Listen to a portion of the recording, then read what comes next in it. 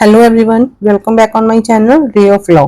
तो आज हम लॉ का एक बहुत इंपॉर्टेंट टॉपिक डिस्कस करने वाले हैं, judicial process as an instrument of social ordering. Simple language में इसका मतलब है कि कोर्ट और जुडिशरी सोसाइटी में order, peace and justice maintain करने के लिए कैसे काम करते हैं। चलिए इस टॉपिक को इजी लैंग्वेज में समझते हैं। फर्स्ट है इसका maintenance of law and order. Judiciary का सबसे पहला फंक्शन है लॉ एंड ऑर्डर मेंटेन करना। कोर्ट्स इंश्योर करते हैं कि पार्लियामेंट और लेजिस्लेचर के बनाए हुए लॉज का प्रॉपर इम्प्लीमेंटेशन हो।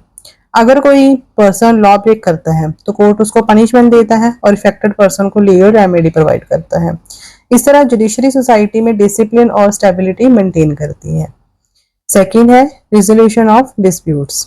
जुडिशियल प्रोसेस का सेकेंड इंपॉर्टेंट फंक्शन है डिस्प्यूट्स को रिजॉल्व करना।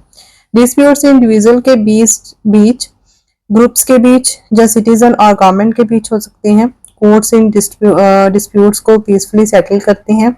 अगर कोर्ट्स ना हो तो लोग अपने डिस्प्यूट्स खुद सॉल्व करने की कोशिश करेंगे, जिससे चाओस और डिसऑर्डर क्रिएट हो सकता है। इसीलिए जुडिशरी सोशल ऑर्डर मेंटेन करने के लिए इंपॉर्टेंट रोल प्ले करती है। Protection of rights and liberties. Judiciary citizens के फंडामेंटल राइट्स एंड फ्रीडम को प्रोटेक्ट करती है। अगर गवर्नमेंट या कोई प्राइवेट पर्सन किसी सिटीजन के राइट को वायलेट करता है तो कोर्ट उसको प्रोटेक्शन प्रोवाइड करती है। जुडिशियल रिव्यू के थ्रू कोर्ट्स चेक करते हैं कि लॉज और गवर्नमेंट एक्शंस कॉन्स्टिट्यूशन के अकॉर्डिंग है या नहीं। इससे रूल्स ऑफ लॉ और इंडिविजुअल लिबर्टी दोनों सिक्योर रहते हैं। फोर्थ है social change and reform.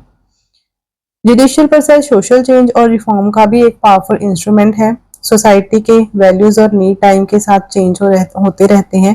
Courts laws को इंटरप्रेट करते वक्त चेंजिंग सोशल कंडीशंस को भी कंसीडर करते हैं।